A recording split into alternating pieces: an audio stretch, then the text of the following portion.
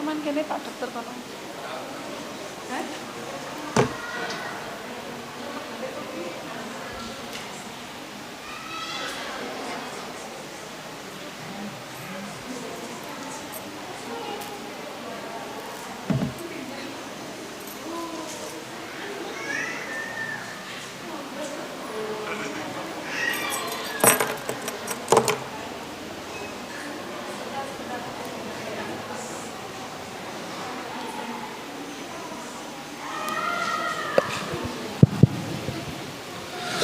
Sebelum acara dimulai, monggo ibu-ibu, mbak-mbak yang berada di serambi masjid untuk bisa memasuki di ruang tengah atau ruang utama karena masih ada tempat untuk ditempati. Assalamualaikum warahmatullahi wabarakatuh.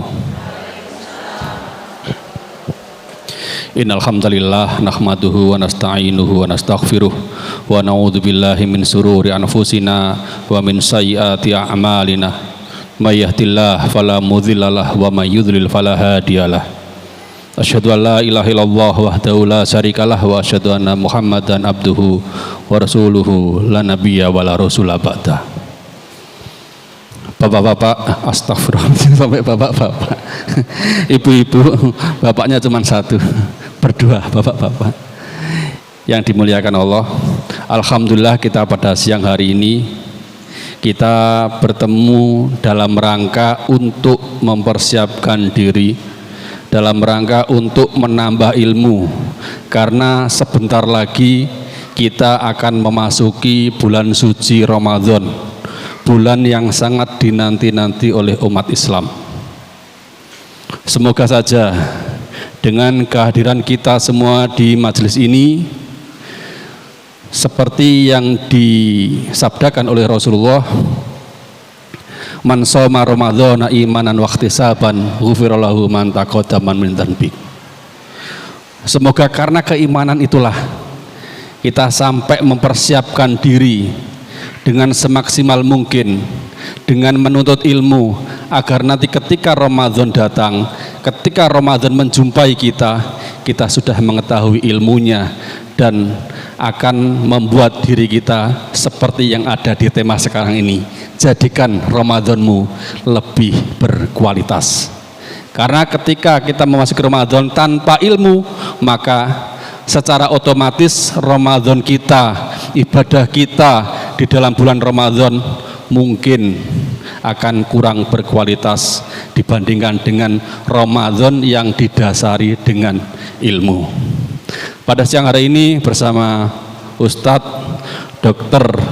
Ahmad Nurdin Iskandar.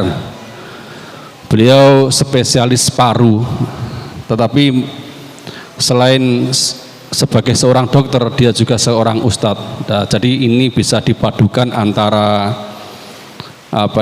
syariat Islam, keilmuan tentang Islam, dipadukan dengan ilmu-ilmu kesehatan juga bisa. Dan nanti di akhir acara ini akan kita buka yaitu sesi tanya jawab.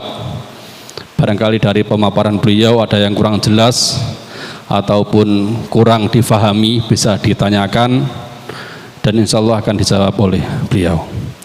Nanti waktunya sampai jam berapa ibu-ibu? Jam? Halo? Atau terserah?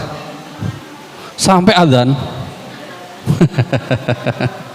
Nah, ini nih konsultasi sama dokter ya sebenarnya cepat-cepat gitu ya. Ya, mungkin nanti sampai jam 2 seperempat Ustadz. Berarti nanti karena ada sesi tanya jawab, nanti kita lanjutkan dengan sesi tanya jawab. Langsung saja kepada beliau Ustadz Dr. Nurdin, waktu dan tempat dipersilahkan. Tafadhol Ustadz.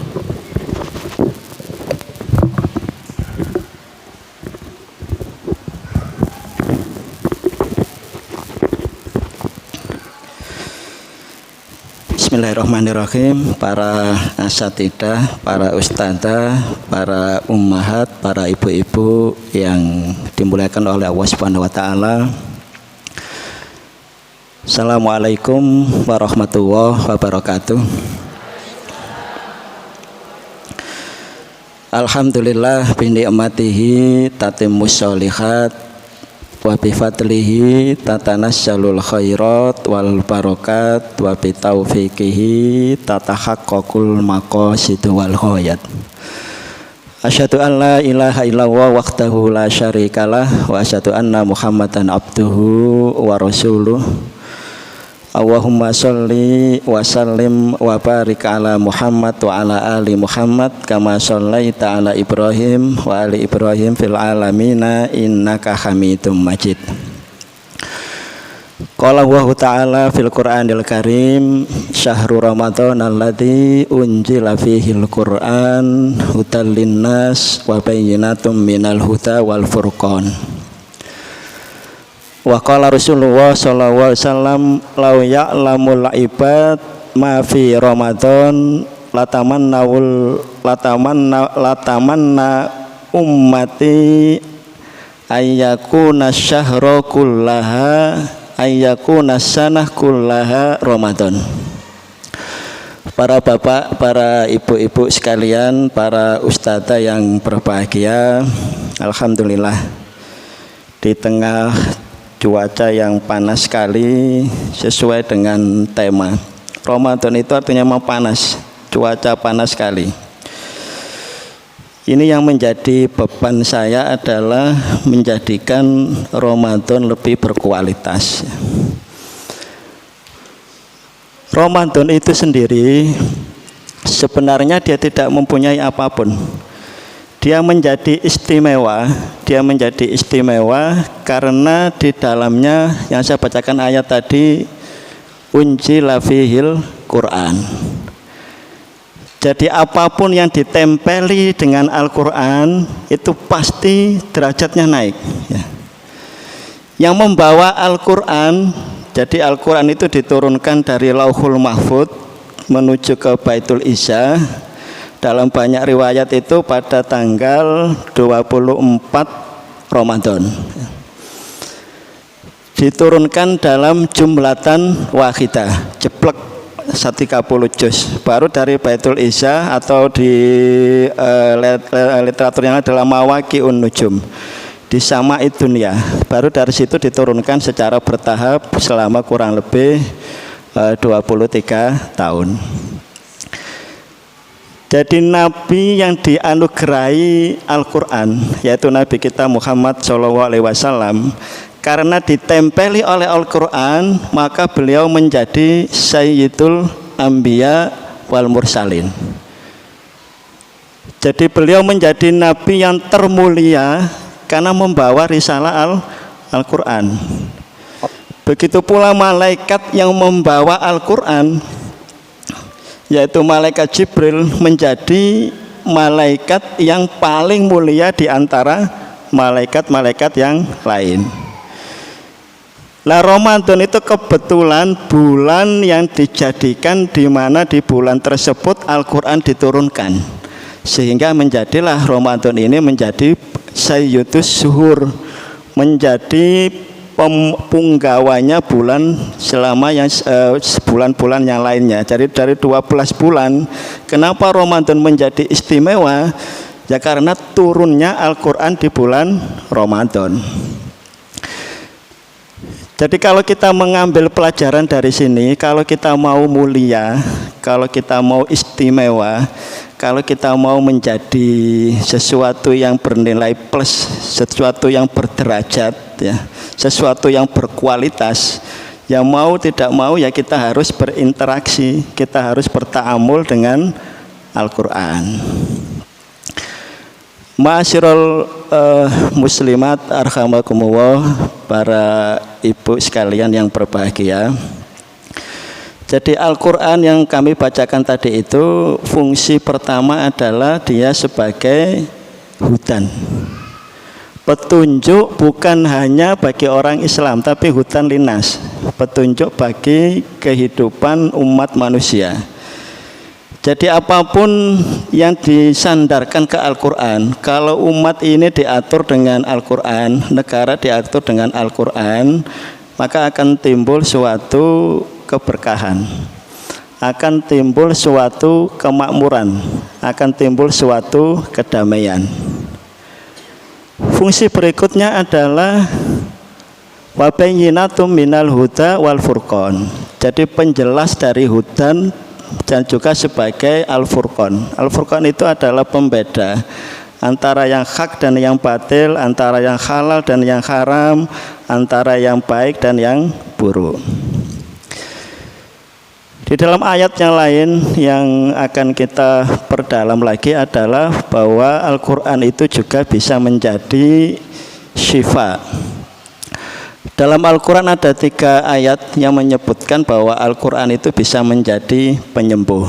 Dalam surat Yunus, dalam surat Al-Ahqaf, dan juga dalam surat Zukhruf. Semuanya pakai kata-kata syifa. Dia sebagai penyembuh. Lah apa yang bisa disembuhkan? Semuanya. Baik itu penyakit fisik maupun penyakit non fisik. Lah penyakit kejiwaan, penyakit mental yang paling harus kita musuhi yang pertama adalah kebodohan. Kebodohan ini menjadi musuh terbesar, menjadi penyakit kejiwaan, penyakit rohani yang paling harus menjadi musuh bersama di antara kita. Karena dengan kebodohan itu semua tidak bisa apa-apa.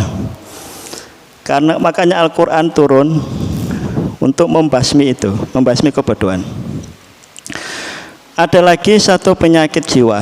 Ini yang penyakit jiwa yang paling lama hilangnya, ya.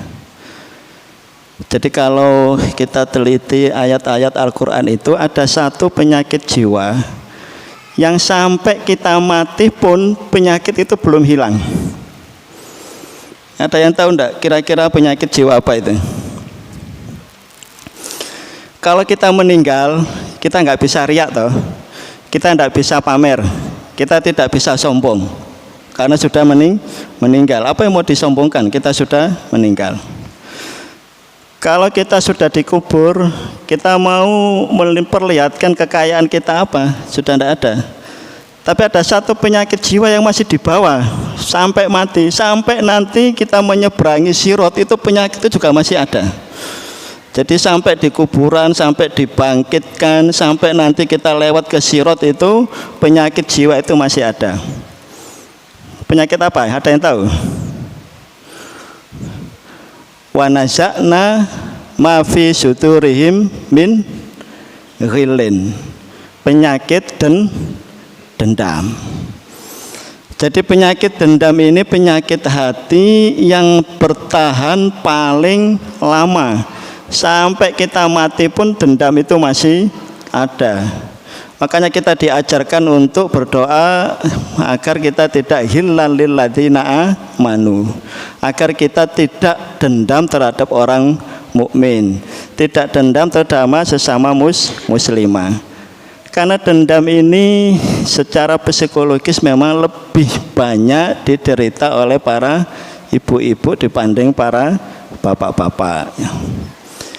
Bisa dendam karena kurang dimuamalai dengan suami, bisa dendam dengan tetangga, bisa dendam dengan orang yang sebenarnya kita hormati. Itu memang dendam. Lah penyakit dendam ini kalau dibiarkan tidak hanya menyakiti hati tapi menyakiti fisik. Makanya Al-Quran datang sebagai syifa. Di dalam ayat yang lain adalah syifaun lima fis sudur. Jadi tidak hanya bisa mengobati penyakit hati, tapi juga dia mengobati penyakit fisik. Ada satu kisah dalam hadis yang sahih. Pada suatu hari Nabi itu pernah saat sholat itu digigit kalajengking. Kalau yang populer itu kan ada kepala suku, ya, digigit kalajengking. Habis itu sahabat dikasih ratusan domba, dan mereka tidak mau memakannya sampai matur ke Rasulullah, sama Rasulullah silakan dimakan, saya kasih bagian. Tapi ada hadis yang lain, beliau sendiri di suatu waktu itu pernah tersengat digigit oleh kalajengking. Ada satu riwayat yang menyebutkan tangan beliau, ada riwayat yang lain menyebutkan kaki beliau. Setelah beliau selesai sholat, beliau mengambil air yang dikasih garam, ya. Setelah itu dicelupkan tangan atau kaki. Ada memang dua riwayat itu. Sambil beliau membaca Qul a'udzu birabbil falaq, Qul a'udzu birabbil falaq, sama Qul a'udzu huwallahu ahad al-ikhlas 3 kali. Biidnillah buri'ah. Beliau sembuh. Jadi Al-Quran dipakai untuk pengobatan fisik itu memang sudah ada sejak zaman Rasulullah sampai sekarang. Makanya Ibnu Qayyim dalam menafsirkan Ya Rabbi inna qaumi ittakhadhu hadzal Qur'ana mahjura, beliau menafsirkan 6. Poin yang ke-6 itu mereka enggan mengambil Al-Quran sebagai pengobatan, ya. Itu poin yang ke-6. Poin pertama, orang yang tidak percaya. Poin kedua, orang yang menganggap lalu lalang Al-Quran. Yang ketiga, yang tidak mau berhukum dengan Al-Quran. Yang poin ke-6 itu orang yang tidak mau menjadikan Al-Quran sebagai salah satu sumber pengobatan. Itu salah satu makna mahjura menurut Ibnu Qayyim. Poin berikutnya adalah karena Ramadan ini momentumnya adalah momentum diturunkannya Al-Quran, maka yang terpenting adalah untuk meningkatkan kualitas Ramadan kita tahun ini, kita harus lebih banyak berinteraksi dengan Al-Quran. Kalau tahun kemarin misalkan kita bisa mengkhatamkan 1 kali atau 2 kali, tahun ini silakan ditarget tidak hanya mengkhatamkan, tetapi memaknai. Kalau bisa memahami. Paling enggak ya standar tadi itu, kalau tahun kemarin hanya membaca, sekarang tahu artinya. Kalau bisa lebih-lebih memahami, ya. Karena kalau Al-Quran tidak kita pahami, ya seperti mantra-mantra, kita tidak tahu keindahan Al-Quran. Kita tidak tahu bagaimana Al-Quran ini sebagai mukjizat tidak hanya otentik dari teksnya, tetapi mempunyai khasiat yang sangat-sangat luar biasa. Sebagai contoh, kalau jenengan ibu-ibu membaca Al-Quran, itu ada namanya waqaf. Waqaf itu berhenti, ya. Jadi ada berhenti, sambung lagi. Misalkan wakilaman rok, ya. Saat kita wakaf itu ada namanya hipoksia intermittent. Ada aliran darah yang ke otak berhenti sebentar, ya. Karena saat kita berhenti menahan nafas. Itu diteliti oleh para ilmuwan, ternyata khasiatnya, makanya pada orang-orang Eropa itu ada yoga. Yoga itu dia berhenti pelatihan nafas. Itu salah satunya tadi itu untuk memperbaiki aliran darah yang ke otak, kapan dia bisa berhenti, kapan dia bisa berjalan.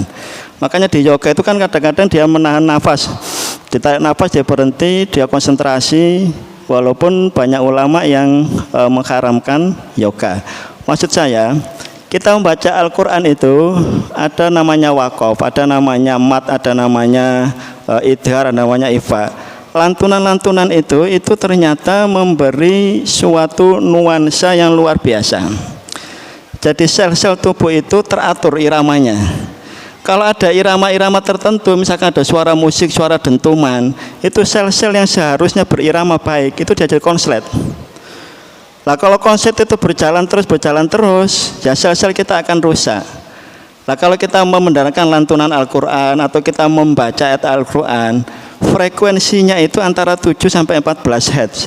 Itu adalah frekuensi yang paling ideal untuk nutrisi otak, ya.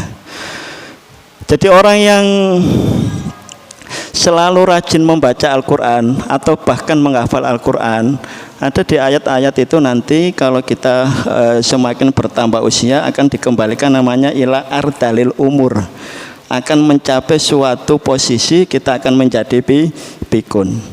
Itu bisa dihambat dengan kita rajin-rajin membaca Al-Quran. Jadi kalau ibu-ibu, para asatidah, para ustadzah yang sudah mencapai usia 40, hati-hati, sudah mulai terjadi proses degeneratif, pengurangan fungsi-fungsi vital dari organ-organ tubuh. Lah sel-sel otak itu yang jumlahnya kurang lebih 100 miliar itu dia akan bikin sinapsis, sambungan-sambungan. Sambungan-sambungan itu akan jauh lebih bagus, jauh akan lebih cepat, jauh akan terpelihara dengan lantunan ayat-ayat Al-Quran yang dibaca secara tartil. Makanya Al-Quran menyebutkan warattilil Qur'ana tartila, karena keteraturan bacaan itu sangat-sangat berpengaruh terhadap sel-sel, bukan hanya di sel otak, detak jantung kita itu kita akan sangat stabil. Jadi yang punya resiko darah tinggi, punya resiko jantung, coba dites. Sebelum baca Al-Quran silakan ditensi sendiri. Habis itu silakan baca kurang lebih 45 menit sampai 1 jam. Penelitian-penelitian baik itu di Indonesia atau di luar negeri menunjukkan bahwa selama membaca minimal 45 menit itu tekanan turun akan stabil 20 sampai 40%. Ya. Silakan dipraktekkan ya. Jadi kalau misalkan jenengan lagi stres, lagi sumpek, kok suaminya lagi uring-uringan atau anaknya lagi nggak bisa diatur, sumpek sekali, itu hormon yang dilepas berbeda. Ada hormon kortisol, ada hormon adrenalin. Coba baca Al-Quran 1/4 jam. Saat baca Al-Quran itu pasti akan turun kedamaian. Walaupun nanti setelah selesai membaca sumpek lagi, itu lain masalah. Berarti saat membaca itu pasti timbul kedamaian. Jadi Al-Quran bukan hanya sebagai way of life, bukan hanya sebagai dustur, bukan hanya sebagai konsep hidup, tetapi juga dia bisa diaplikasikan sebagai penjaga kesehatan tubuh kita, baik secara rohani maupun secara fisik. Syahrul Ramadan alladzi unzila fihil Qur'an hudal linnas wa bayyinatum minal huda faman syahida minkumus syahra falyasum.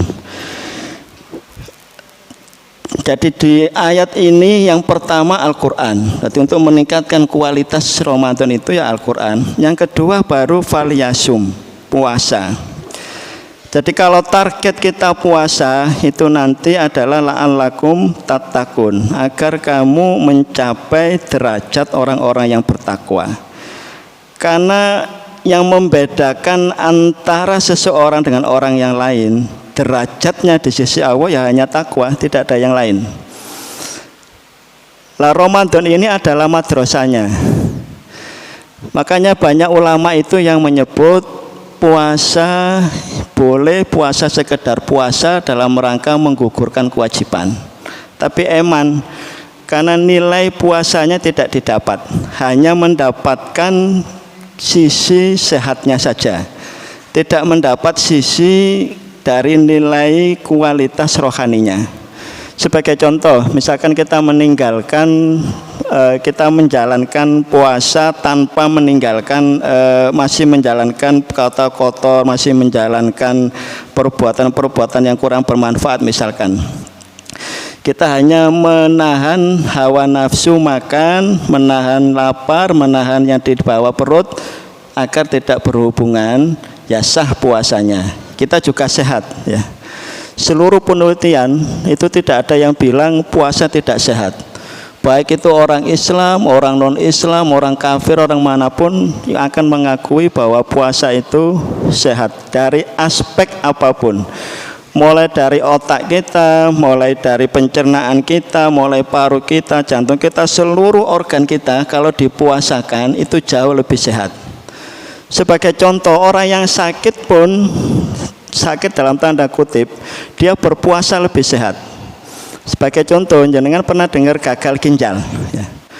Jadi orang gagal ginjal yang harus cuci darah minimal 1 pekan itu 2 kali, itu dengan puasa ternyata dia lebih sehat. Karena orang gagal ginjal itu dibatasi minumnya, tidak boleh banyak-banyak, ya maksimal segelas itu ya, sehari semalam. Kalau dia puasa otomatis dia taat, dia tidak ada rangsangan untuk minum lebih banyak. Itu dievaluasi, ternyata blood urinotrogennya, serum kreatinnya jauh lebih bagus, jauh lebih sehat. Bayangkan orang yang sakit puasa pun dia lebih sehat. Tapi dengan catatan tidak semua sakit terus harus berpuasa. Tetap Al-Quran itu di lanjutan ayat faman syahida minkumus syahra falyasum wa man kana mardo au ala safarin fa iddatum min ayyamin ukhor. Mungkin pernah saya sampaikan di masjid ini, kenapa orang puasa itu harus diganti ya, harus genep 1 bulan. Ibu-ibu yang datang bulan pun misalkan 7 hari, 5 hari atau 13 hari, pokoknya berapa hari pun tetap mempunyai kewajiban untuk mengqadha. Itu karena memang penelitian-penelitian ilmiah menyebutkan bahwa tubuh kita itu secara alami kalau butuh sehat ya harus puasa 30 hari. Penelitian penerima Nobel tahun 2016 itu meneliti kenapa orang Islam itu berpuasa antara 12 sampai 16 jam. Di wilayah kita mungkin 12-13 jam, tapi ada di wilayah lain itu sampai 16 jam ya. Itu ternyata terjadi namanya autofagism. Sel-sel kita yang mati dalam 1 detik itu kurang lebih 125 juta sel 1 detik ya. Itu mati. Kalau tidak dibersihkan, ya lama-lama jangan menumpuk menjadi suatu sampah yang bisa mendatangkan penyakit-penyakit yang lain. Dengan adanya puasa terbentuk suatu enzim lisosom yang berfungsi seperti sapu raksasa. Jadi semua disapu. Jadi sel-sel yang mati itu disapu. Makanya di penghujung ayat itu walitukab biru walamaadakum mala'alakum tashkurun. Jadi sebenarnya puasa itu wujud syukur kita. Untung ono poso, nika ono poso belai. Kita nggak akan punya suatu effort, suatu usaha untuk menjaga biar tubuh kita tetap sehat. Jadi tren-tren di Eropa itu fasting intermittent itu sudah sangat-sangat tren. Jadi orang-orang yang tahu bahwa hakikat puasa ini luar biasa bagusnya untuk puasa, dia memuasakan diri. Dia mendapat bonus sehat, tapi tidak dapat bonus nilai lebih dari keimanan. Maka dalam hadis yang lain disebutkan bahwa puasa itu bukan hanya meninggalkan makan, bukan hanya meninggalkan minum, tetapi puasa itu meninggalkan lahwun, meninggalkan sesuatu yang tidak bermanfaat, meninggalkan sesuatu yang bersifat kebodohan, sesuatu yang arrofas dan sesuatu lain yang bisa mengotori nilai dari puasa itu sendiri. Itu bedanya kalau kita puasa atas tuntutan iman dengan puasa atas tuntutan sehat. Kalau tuntutan sehat ya sudah kita dapat sehat tok, tapi tidak dapat nilai lebih. Kedamaian yang ada di dalam puasa yang dirasakan oleh orang Islam itu yang tidak bisa dirasakan oleh orang-orang yang non-Islam. Sebagai contoh ada satu hadis Nabi, farhatani untuk orang-orang yang berpuasa itu lisoimi farhatani. Farhatun inda fitrihi wa farhatun inda liqa'i rabbi. Siapapun yang puasa, dengan puasa mulai terbit fajar, kira-kira maghrib itu jam 6 kurang 1/4, setengah 6 itu sudah akan berubah suasana hati. Pasti ada rasa bahagia, rasa senang ya. Nah, saat kita merasa senang itu ada hormon yang keluar, namanya hormon endorfin. Pernah dengar morfin ibu-ibu? Pernah dengar morfin? Ya, morfin yang untuk penyalahgunaan obat-obat atau yang untuk pembiusan atau untuk yang menghilangkan nyeri stadium 4 dari kanker ya, itu mesti dikasih morfin. Nah, saat kita bahagia karena mau datangnya berbuka ya, itu dilepas hormon kebahagiaan, namanya hormon endorfin. Kalau kita bahagia, lebih bahagia, endorfin dilepas lebih banyak, imunitas ketahanan tubuh kita akan semakin naik. Dengan puasa pula saat kita bahagia itu ibu-ibu sekalian, sel-sel kanker itu artinya sel tumor yang ganas, itu dia bisa dihancurkan pelan-pelan ya. Virus dan kuman saat kita bahagia itu dia direm, tidak bisa jalan. Kalau penelitian yang lain, virus dan kuman itu kalau dia dilantunkan ayat-ayat Al-Quran, itu ternyata dia mundur, ya. Dia tidak berani maju, dia mundur. Makanya banyak kita lihat penelitian-penelitian itu, hewan-hewan yang dibacain Al-Quran, tumbuh-tumbuhan baca Al-Quran sama yang nggak dibacakan itu hasilnya juga ternyata berbeda. Bayangkan itu yang tidak punya akal. Apalagi kita yang dikasih Allah Subhanahu wa taala anugerah yang luar biasa berupa akal.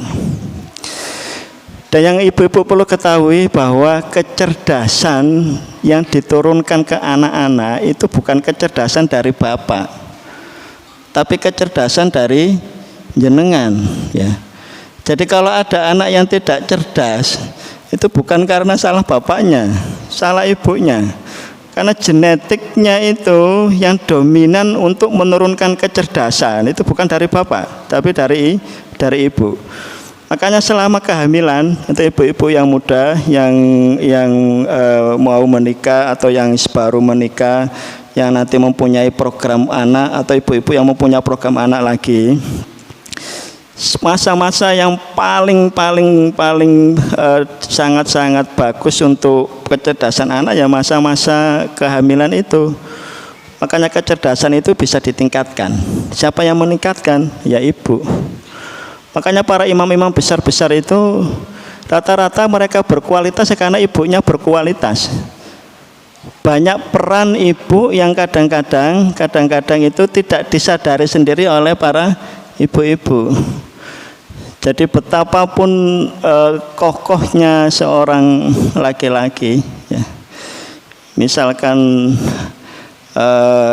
ini ngimami gitu, sadurunge ngimami sampai seneni oleh bojone, saya yakin nanti ngimami bacaannya mesti banyak pedot-pedot, banyak salah-salah. Itu powernya emak-emak, powernya ibu-ibu. Sama saat jenengan misalkan datang bulan, ya. Kok aras-arasen nyiapke anak-anaknya, nyiapkan suaminya berbuka atau nyiapkan untuk iftarnya, nyiapkan untuk sahurnya, itu berarti ilmu puasanya kurang. Karena saat kita menyiapkan makanan untuk iftar, menyiapkan makanan untuk anak-anak, untuk suami kita, untuk sahur, kita mempunyai andil, kita dapat pahala sama dengan pahalanya anak kita yang puasa, sama dengan pahalanya suami kita yang puasa. Cuma problemnya saat kita datang bulan itu biasanya memang suasana hormon itu yang berubah, ya. Antara hormon kewanitaan, ya, progesteron dengan estrogennya mulai agak terjadi ketidakseimbangan. Itu yang membuat suasana hati juga akan berbeda. Nah di situ itu dibutuhkan pemahaman yang lebih bahwa di bulan Ramadan ini saatnya kita bermuhasabah, saatnya kita melatih diri, paling enggak minimal ada satu amalan paling enggak ya lebih baiklah daripada kemarin. Kalau kemarin saya ngomel saat membangunkan anak-anak saya untuk sahur, coba ditarget tahun ini saya membangunkan tidak dengan ngomel, ya. Pakai cara yang lain, yang penting tidak ngomel, karena itu akan juga berpengaruh terhadap kualitas puasa kita, akan berpengaruh terhadap kualitas kejiwaan kita, bahkan juga berpengaruh terhadap kualitas imunitas kita. Jadi semakin sering kita ngomel itu sebenarnya suara yang kita lepas itu tidak pernah hilang. Jadi teori fisika itu suara yang kita lepas terus dia akan berjalan, hanya dia berubah aja. Nah itu suatu saat dia akan datang lagi. Nah kalau itu sering didengarkan oleh anak kita, itu yang paling nanti diingat itu yang ngomelnya tok. Nah itu sangat berpengaruh terhadap tumbuh kembang kejiwaan anak-anak. Jadi momentum Ramadan itu kita coba dari membangunkan anak, dari yang ngomel menjadi yang tidak ngomel. Ini bapak orang apa diomeli karena sudah perkembangan jiwanya sudah tidak terlalu berpengaruh kecuali pada anak-anak. Para ibu sekalian yang berbahagia, jadi pada Ramadan itu banyak sekali para orang-orang yang berpuasa itu merasa dirinya lemes. Kenapa saya kalau puasa kok lemes, Dok? Kenapa saya puasa kok tidak bergairah? Kok tidak ada kekuatan seperti cara tidak puasa? Itu ternyata para ibu sekalian ada hal-hal yang harus diperhatikan. Yang pertama adalah niat. Jadi niat itu yang definisinya asmul qalbi ala fi'lil ibadah taqarruban ila wahi wahda. Jadi asmul qalbi, suatu tekad yang bulat yang dicetuskan oleh kolbun, ya. Asmul qalbi ala fi'lil ibadah, untuk menjalankan suatu ibadah taqarruban ila wahi wahda. Di pusat otak kita itu, di tengah-tengah itu ada namanya lobus frontalis. Jadi punten ya. Jadi ini tempat sujud kita. Ini tempat kecerdasan di sini. Makanya tempat ini yang pertama kali disuruh menaruh di bawah saat kita sujud. Saat kita sujud itu, kalau kita betul-betul tumaknina, ada periode untuk pengaliran darah yang lebih lama, ya. Makanya orang-orang yang banyak sujud itu seharusnya dia lebih cerdas. Nah, di tengah-tengah situ itu ada namanya hipotalamus. Di sebelahnya, yang sebelah ventral itu untuk mengatur pusat lapar. Jadi yang lateral itu di samping, itu untuk mengontrol pusat lapar. Yang agak sebelah ke arah sini itu untuk mengontrol rasa kenyang. Jadi kalau kita niatnya itu kuat, itu yang di setel on off-nya itu akan jalan. Makanya kalau jenengan saat pagi hari jam 6 yang biasanya makan, atau jam 7 biasanya makan, begitu malam harinya sudah niat puasa, ya. Coba lihat jam 6, jam 7, timbul rasa lapar enggak? Enggak toh? Enggak. Tapi kalau kita enggak niat puasa jam 6 atau jam 7, begitu datang waktunya makan kita enggak makan, pasti akan timbul pusing. Ya toh? Saat kita jam makan, kok ora ono panganan, pasti pusing. Karena apa? Karena tadi itu refleks on off-nya itu, ya. Jadi sudah disetel. Nah, semakin kuat niat seseorang terhadap saya berpuasa dalam rangka menjalankan syariat, saya berpuasa dalam rangka untuk mencapai nanti menjadi derajat yang takwa, itu dia akan kuat sekali, tidak akan loyo. Yang kedua, yang paling sering agak dilupakan, ya. Tubuh kita itu para ibu sekalian terdiri dari lebih 70% komposisinya adalah air. Jadi misal ke tubuh saya ini di blender gitu, ya, di blender, ya. Itu ampasnya itu ya 70%. Yang 30% itu air. Nah, kebalik.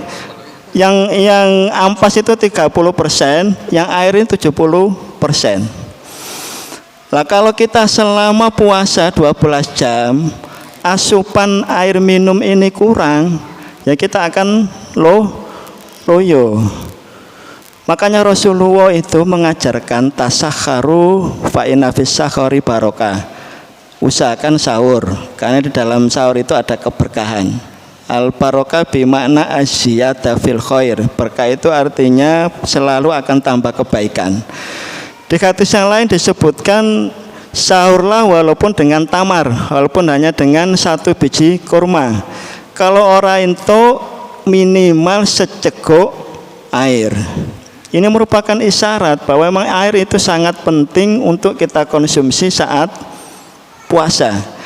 Jadi kalau jenengan puasa tetap diusahakan minum itu minimal ya 2 liter sesuai dengan kebutuhan fisiologis tubuh. Lah carane ya opo? 2 liter iku ngature biar gampang, ya. Biar nanti enggak bingung. Kapan saya harus minum banyak, kapan saya harus ngerem, yang penting cukup, ya. Jadi kalau 2 liter itu kira-kira 8 gelas, ya. Bukan gelas segini, gelas yang agak besar sedikit, ya. Jadi kalau nyara ngaturnya ben kak kangelan itu 1 gelas saat jenengan sebelum tidur, ya. 1 gelas sebelum tidur.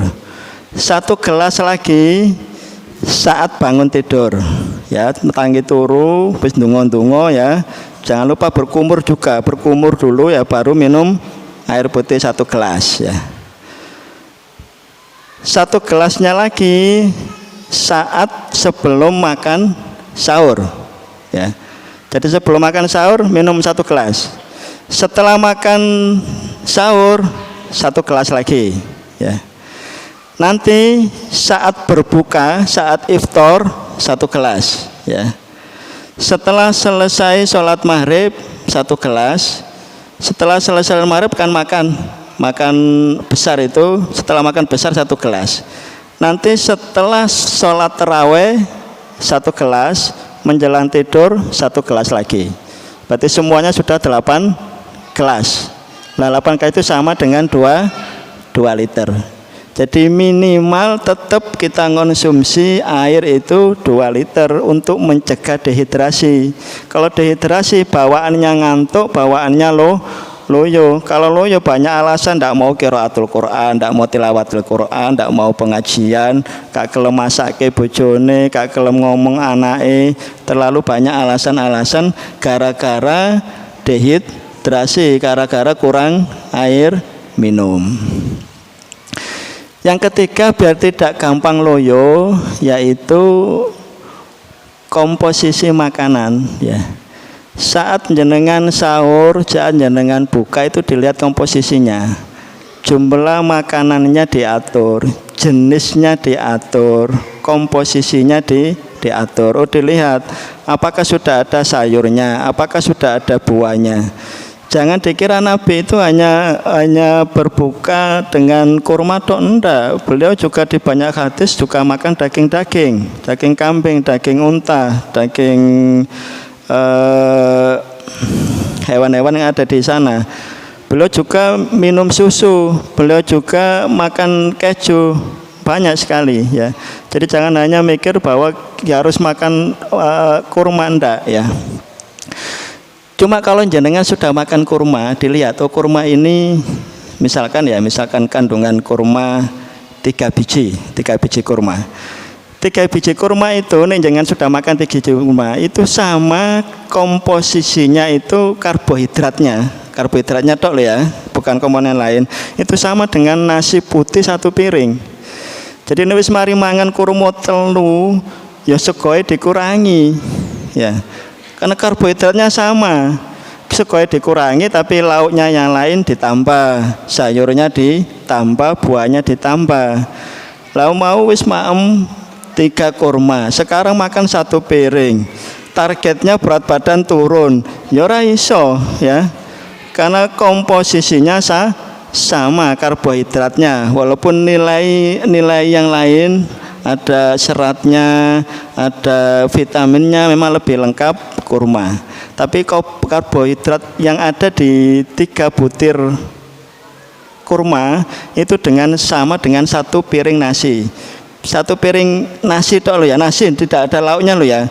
Nanti dipikir wis ono segoe, ono lauke, ono telur, enggak. Nasi putih tok. Nasi putih 1 piring itu sama dengan 3 butir kurma karbohidratnya ya.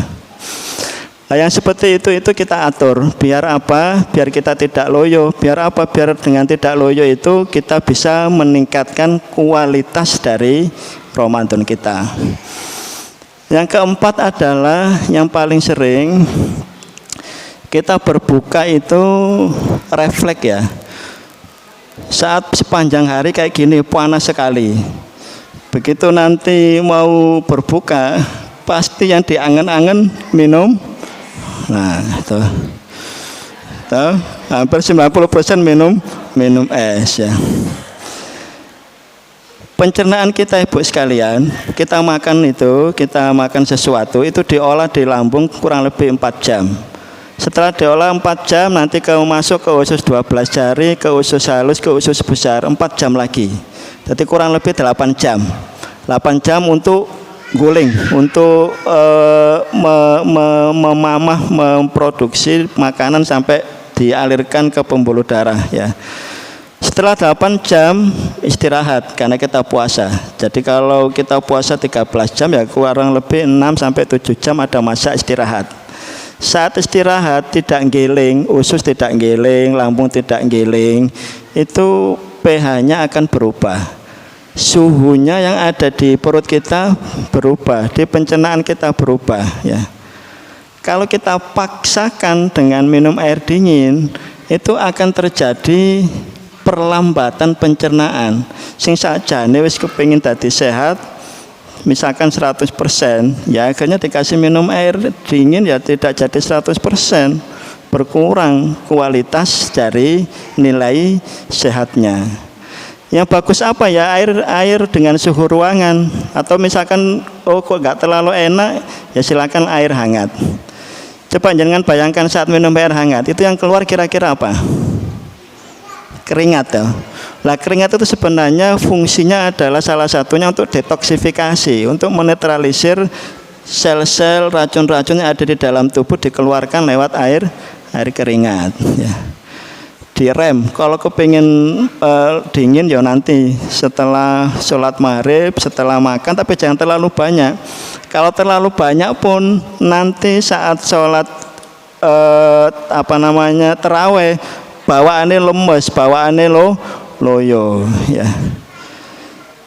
Masyarul muslimin rahimakumullah, para ummahat yang kami hormati, mungkin pengantar itu karena tadi saya dikasih waktu sampai jam 2.15, mungkin ada beberapa pertanyaan, beberapa dialog yang monggo para ibu sekalian. Ya, demikian tadi pengantar dari Ustadz Dr. Nurdin. Selanjutnya yaitu session tanya jawab, monggo ibu-ibu juga supaya nggak ngantuk ini, koyok kok do ngantuk. Monggo bisa angkat tangan dan langsung bertanya, insya Allah langsung dijawab oleh Ustadz Dr. Nurdin.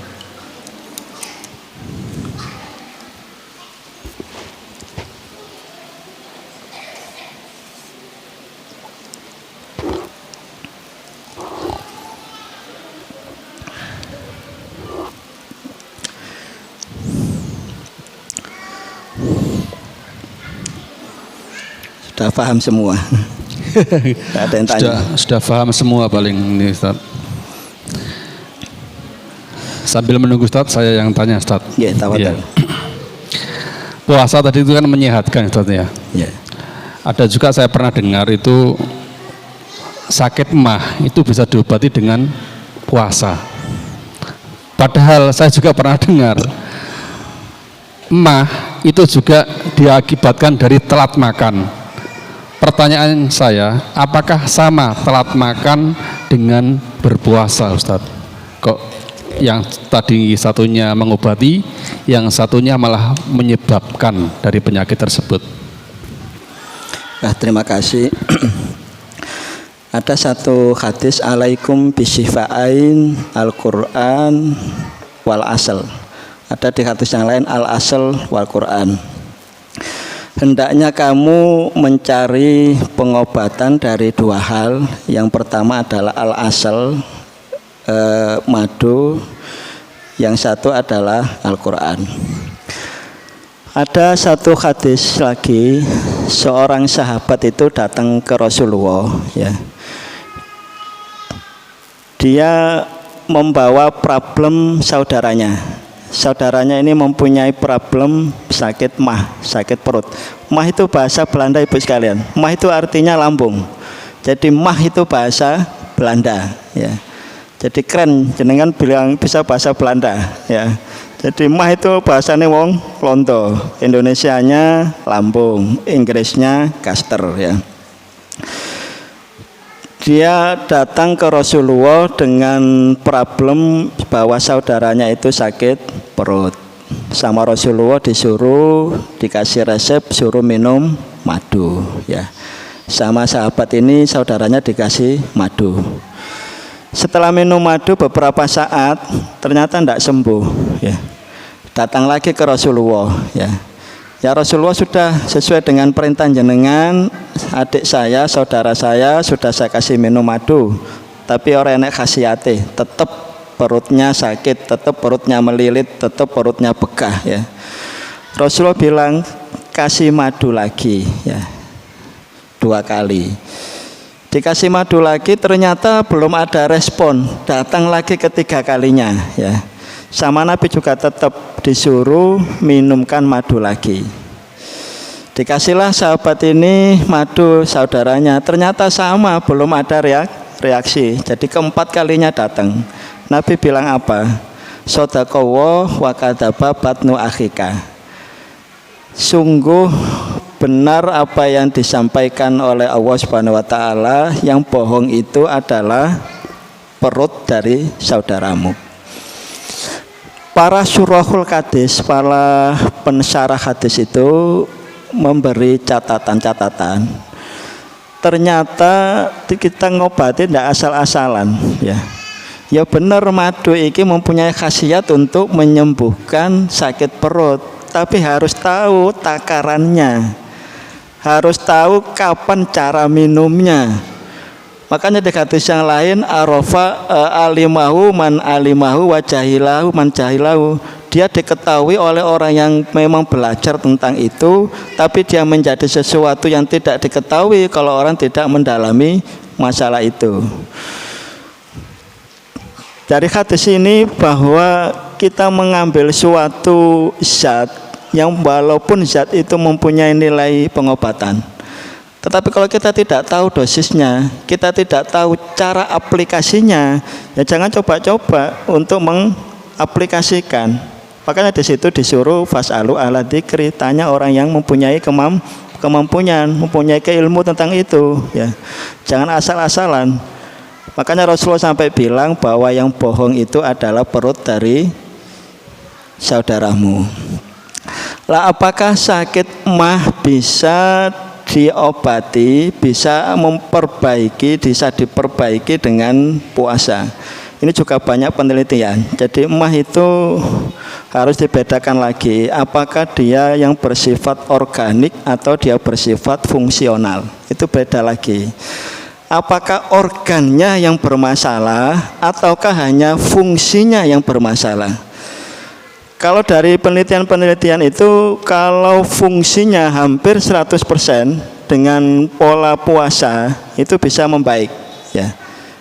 Jadi dengan mengakhirkan puasa, mengakhirkan sahur dan mempercepat waktu iftar, makanya Rasulullah bersabda bahwa termasuk keuntungan itu, termasuk kebaikan itu adalah kita mempercepat saat iftar. Orang yang punya sakit mah yang bersifat fungsional, fungsinya yang terganggu, dengan pola seperti itu rata-rata sembuh ya. Tapi yang organik itu dilihat derajatnya lagi ya. Apakah dia terjadi ulkus, artinya luka di organnya, ataukah dia hanya erosi tok, apakah dia hanya iritasi tok. Jadi di lambung yang ada kayak bulu-bulu kecil itu apakah dia gundul semua. Nah itu lain lagi. Oh yang sudah ulkus ya malah tidak boleh berpuasa. Makanya dikonsultasikan. Makanya ayat Al-Quran menyebutkan bahwa wa mangkana maridon au ala safarin, tetap dia ada faidatun min ayamin ukhor. Di ayat sebelumnya disebutkan bahwa wa antasumu khairul lakum in kuntum ta'lamun. Memang puasa itu lebih bagus, tapi ada kondisi-kondisi tertentu yang memang ini tidak boleh menjadikan sesuatu itu tanpa madorot. Makanya ayat berikutnya adalah Syahrul Ramadan alladzi unzila fihil Qur'an hudan linnas wa bayyinatun minal huda faman syahida minkum syahra falyasum wa man kana minkum mardo wa man kana maridun aw ala safarin fa'uddatun min ayyamin ukhor yuridu wahu bikumul yusra wala yuridu bikumul usra. Itu dijadikan kaidah bahwa setiap tindakan, setiap kesyariat itu tidak boleh mendatangkan kemadorotan ya. Dalam kaidah fikih itu ada istilah al-masyaqqah tajlibut taisir. Tapi kalau sakit ini berdampak akan memperparah kalau dilakukan puasa, maka dilakukan puasa itu kalau menurut beberapa mazhab itu malah dia haram. Bukan hanya tidak boleh, tapi dalam kondisi haram, ya. Jadi harus dikonsultasikan. Lah caranya untuk orang awam yang paling gampang ditenane, apakah mas saya itu organik atau fungsional, ya. Kalau organik itu tidak ada kalau nggak ada intervensi obat itu tidak akan baik. Itu kemungkinan besar organik. Tapi kalau fungsional kadang-kadang kok gak ada obat waras dewe ya. Kadang-kadang kok saat saya stres kok muncul ya. Oh kadang-kadang saya saat makan tertentu kok muncul ya. Itu kemungkinan fungsional. Jadi kelainan fungsi. Lah itu dengan puasa sangat-sangat bagus ya. Tapi kalau enggak itu, kalau dia tidak baik kecuali dengan obat ya kemungkinan besar dia organik. Nah, organik ini nanti analisa lagi oleh dokter. Oh ini boleh berpuasa dengan catatan. Oh ini harus ditinggalkan. Oh ini sama sekali tidak boleh ya. Itu nanti ada analisa medisnya. Yang kedua, apakah emah itu bisa disebabkan karena telat makan? Sebenarnya begini, ma'asyiral muslimin. Jadi di lambung itu yang dominan adalah air, asam lambung. Jadi produksi airnya itu yang bersifat asam. Cairan asam lambung itu tidak hanya dipengaruhi oleh makanan, tidak hanya dipengaruhi oleh minuman, tetapi dipengaruhi juga faktor pikiran, dipengaruhi oleh faktor aktivitas fisik. Jadi kalau kelelahan itu juga bisa memicu apakah asam lambungnya naik atau enggak. Kalau dia lagi banyak pikiran, stres juga dia akan mempengaruhi asam lambungnya. Sehingga tidak mutlak pemicu munculnya gangguan di lambung itu gara-gara telat makan. Karena telat makan itu sebenarnya bisa bisa dimanipulasi dengan mindset pikiran. Jadi banyak terapi kalau sebenarnya saat saya makan, tapi saya mindset saya tidak makan, itu tinggal merubah saja. Karena di dalam genetik itu prinsipnya kromosom kita itu sudah menyimpan banyak informasi.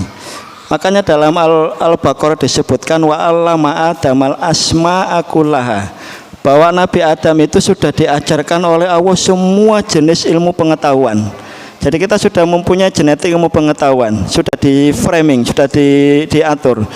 Cuma itu bisa dibangkitkan atau tidak bisa dibangkitkan, itu tergantung seberapa etos kita, seberapa kuat kita dalam mempelajari sesuatu. Sama kalau kita menganggap bahwa makan ini menjadi kenyang, ya kita akan kenyang. Tapi selagi pikiran kita bisa tidak makan tapi bisa kenyang, itu juga akan merubah mindset. Makanya banyak ulama-ulama yang dulu itu dia hanya merubah sesuatu itu menjadi yang enjoy. Misalkan ibu sekalian kepingin daging ya, karena daging ini mahal, keinginan saya untuk beli daging dengan uang yang saya punya tidak cukup, ya saya yang hanya menghilangkan keinginan untuk beli daging ya, daripada saya memaksakan untuk beli daging. Nah itu latihannya adalah di mindsetnya itu ya. Nah sakit yang berhubungan dengan lambung, dengan pencernaan itu sangat-sangat dipengaruhi juga oleh faktor mindset ya. Saya kira itu Ustaz. Ada yang lain? Monggo. Oh lewat tulisan.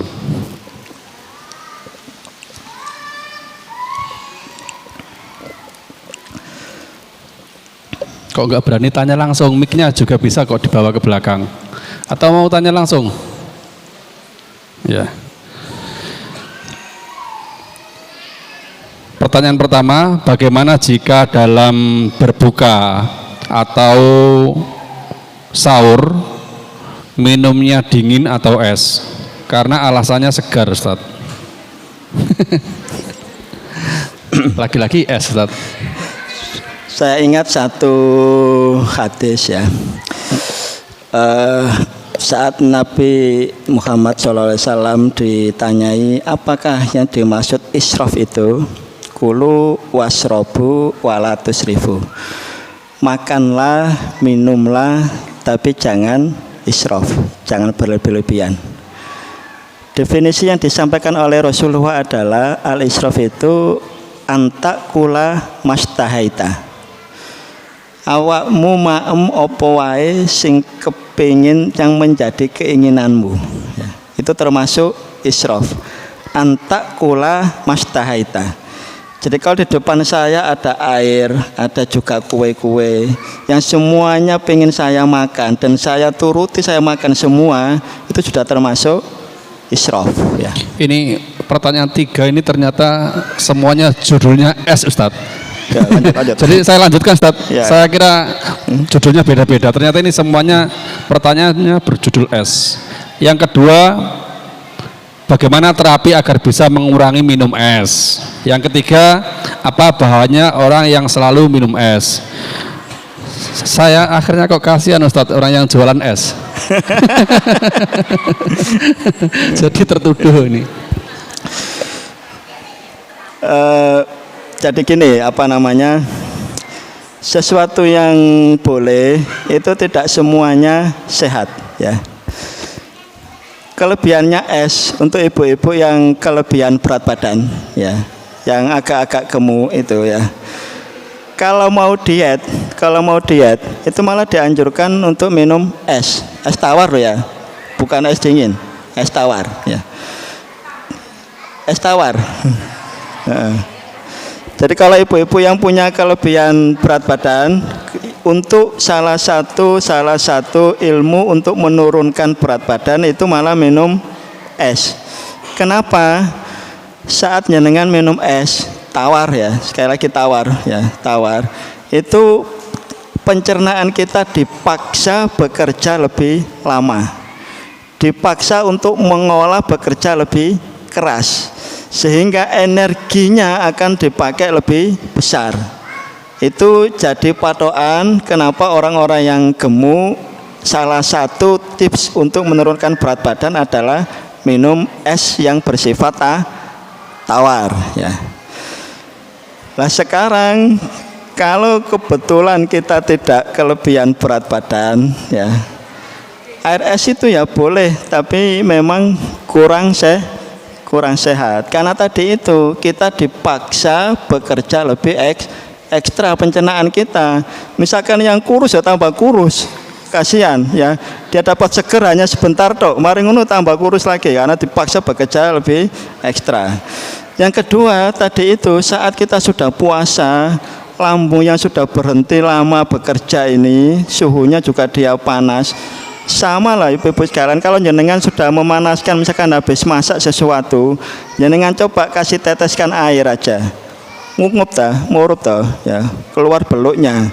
Sama pencernaan kita, kalau boleh teriak, dia teriak sekali itu kalau dikasih air es ya. Yang di sini enak ya, karena sebenarnya rasa itu kan hanya di lidah ya. Begitu sudah masuk ke tenggorokan gini ya sudah berhenti, sudah lain. Makanya doa orang berbuka puasa itu yang diajarkan Nabi kan apa? Doa berbuka puasa. Nah, uruk toh, di situ uruk toh, karena sudah dahaga itu ada di sini toh, sudah selesai ya.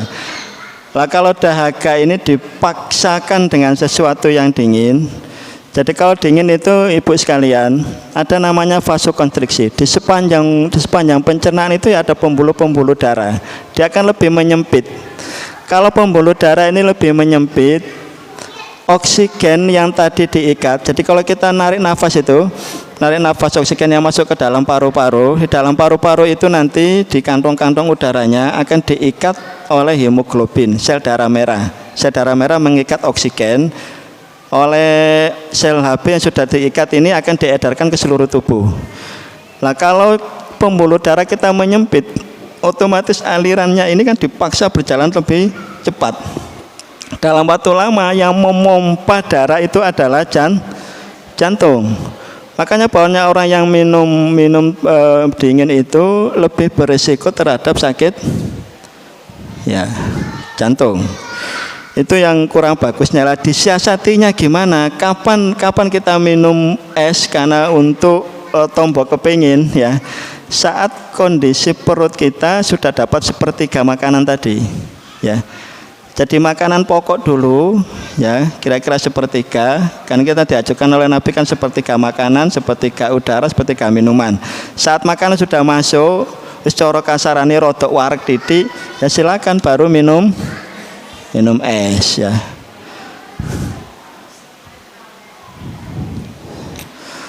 Terapi agar bisa mengurangi minum es. Ya jangan disediakan es di depan kita, Bu. Ya. Jangan beli. Ya.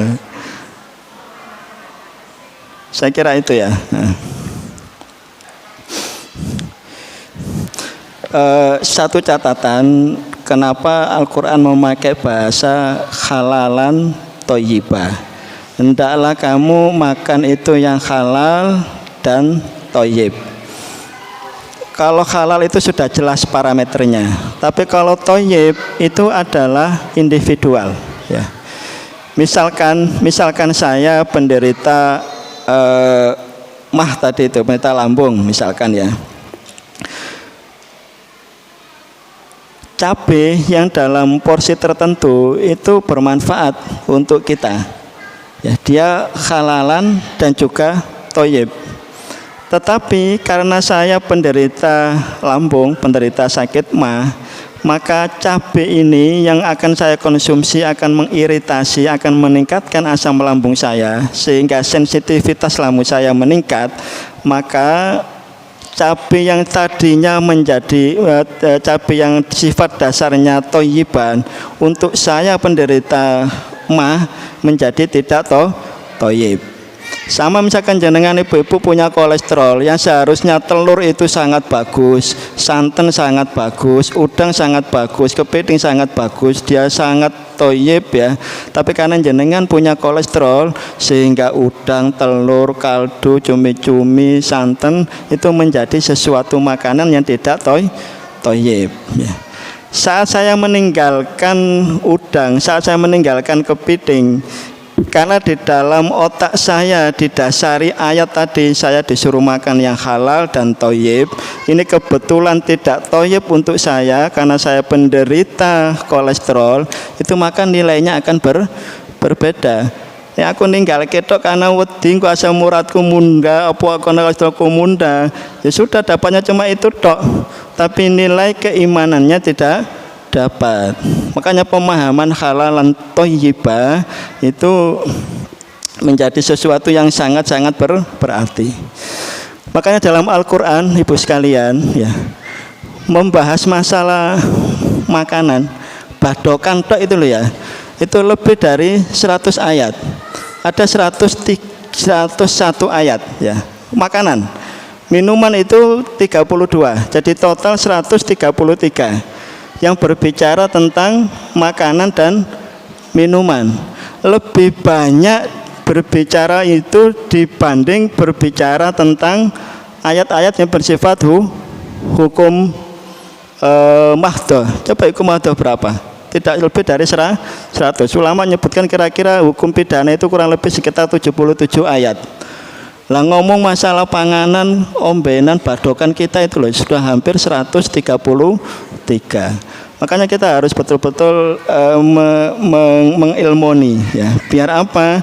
Hidup itu rileks, enak ya. Makanya Rasulullah menggambarkan bahwa ajaban li amril muslim, ajaban li amril mukmin, bahwa orang mukmin itu wis pokoknya aneh, suatu yang menakjubkan. Dikei kesusahan ya dia sabar, maka dia fa khairun lahu. Dikasih kebaikan ya dia syukur. Dikasih panganan sing enak tapi karena dia punya sakit sesuatu, ya wes iki enggak bagus untuk saya, tak sedekahkan ke tetangga, tak sedekahkan ke istri saya, tak sedekahkan ke anak saya. Sama kalau misalkan ibu-ibu masak dengan diniati mencari ridho dengan hanya menggugurkan kewajiban, itu pasti nilainya akan berbeda. Nah, yang kecil-kecil itu coba kita ilmoni, kita aplikasikan dalam rangka apa ya? Dalam rangka momentum Ramadan ini adalah sesuatu yang untuk berkualitas ya. Saya kira itu. Ada yang lain? Ya, satu lagi, monggo.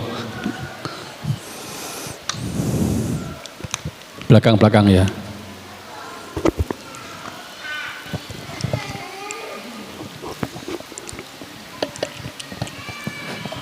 Assalamualaikum warahmatullahi wabarakatuh. Waalaikumsalam. Terima kasih atas kesempatan yang diberikan. Ustadz, mohon maaf kalau ini pertanyaannya kurang nyaman didengarkan. Ini tentang muntah tapi disebabkan karena mabuk kendaraan, dan itu kira-kira masalahnya pada kondisi tubuh itu seperti apa, atau karena ini hanya masalah mindset saja untuk mengurangi mabuk kendaraan gitu. Kira-kira apa masalahnya pada tubuh kita saat naik kendaraan kok selalu mabuk begitu. Terima kasih. Agar naik kendaraan nggak mutah, Ustaz. Mungkin apa yang menjadi mindset kita supaya itu nggak jadi cepat mutahan. Jadi kalau naik kendaraan muntah, semua kendaraan. Naik kuda enggak, naik dokar enggak. Kadang-kadang jadi gini, ilmiahnya dulu. Jadi pusat keseimbangan itu ada di dua tempat, ada di pusat otak sama di telinga tengah ya. Itu namanya pusat keseimbangan.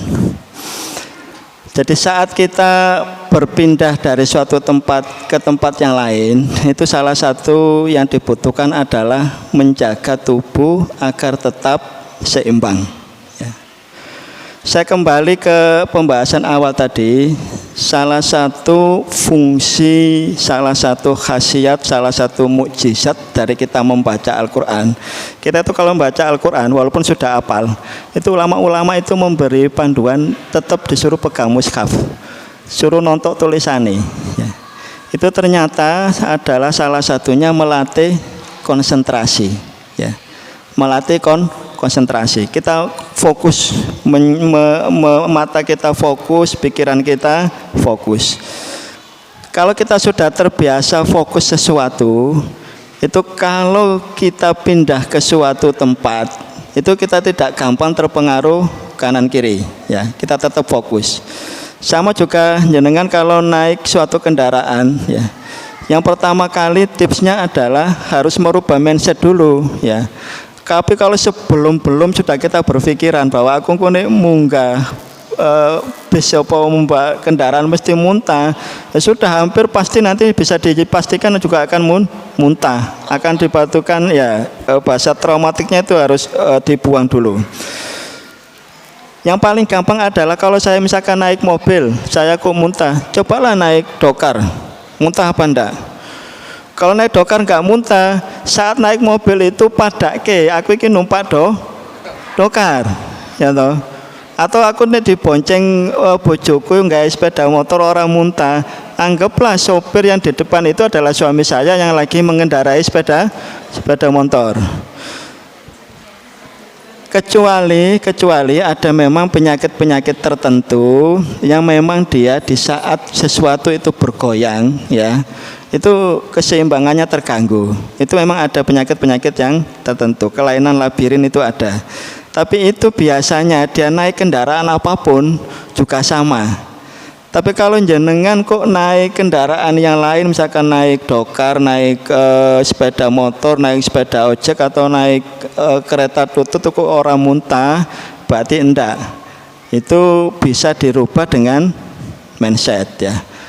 Makanya obat anti muntah itu rata-rata isinya ya dimenhidrinat. Dimenhidrinat itu hanya dia menurunkan ambang dari sensitivitas keseimbangan yang ada di pusat otak, itu yang dirangsang.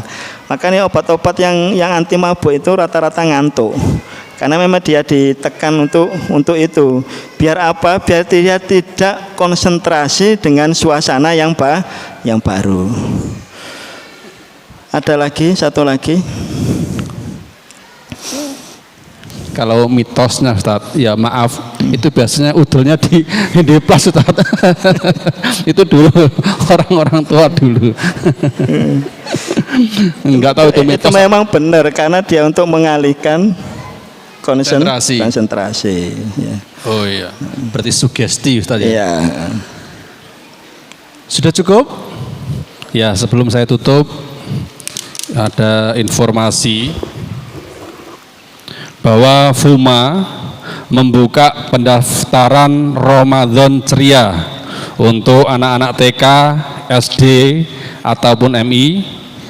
Insya Allah akan dilaksanakan pada tanggal 14 Maret 2024. Bagi Anda yang mempunyai anak tadi di tingkat TK ataupun tingkat sekolah dasar, bisa langsung didaftarkan di FUMA untuk mengikuti acara Ramadan ceria yang insya Allah akan diadakan pada tanggal 13 Maret 2024. Ya, demikian acara pada siang hari ini. Kesimpulan. Oh iya, monggo closing dari Ustadz Dr. Nurdin, monggo Ustadz. Ibu sekalian, ada satu kata kunci ya, bahwa kebahagiaan itu kita yang menciptakan ya.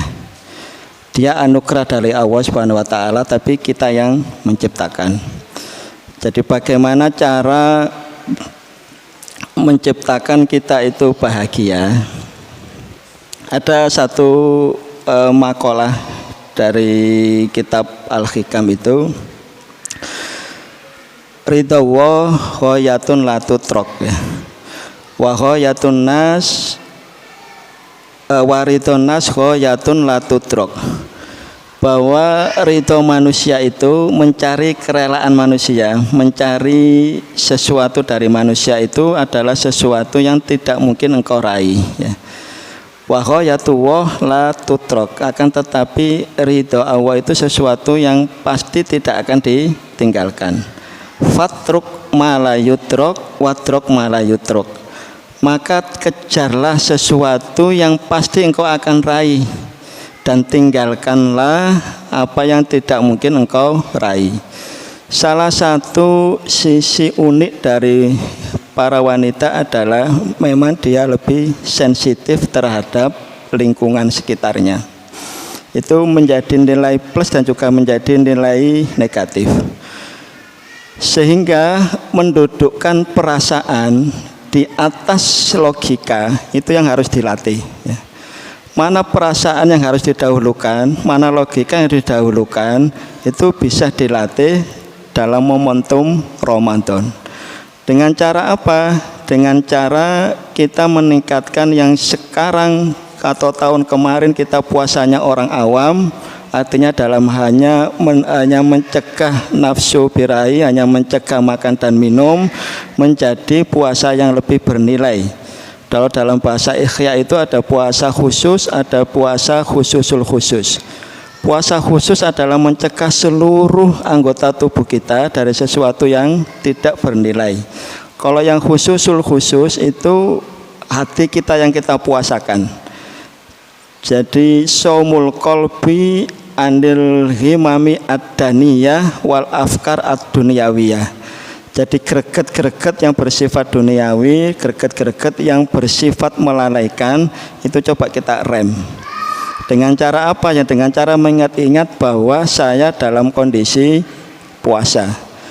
Bagaimana kalau sedang lagi datang bulan? Datang bulan itu fisiologis, fisiknya. Jadi kita ini punya casing, tapi punya juga kolbun, punya juga akal. Yang selalu jadi salah persepsi, kalau fisiknya menstruasi, dia berpikir kalbunya juga menstruasi. akalnya juga menstruasi, itu yang keliru. Jangan yang menstruasi itu hanya fisiknya, kalbunya tidak pernah menstruasi, akalnya juga tidak pernah menstruasi, sehingga nilai-nilai keilahian itu tidak ada beda antara laki-laki dengan perempuan.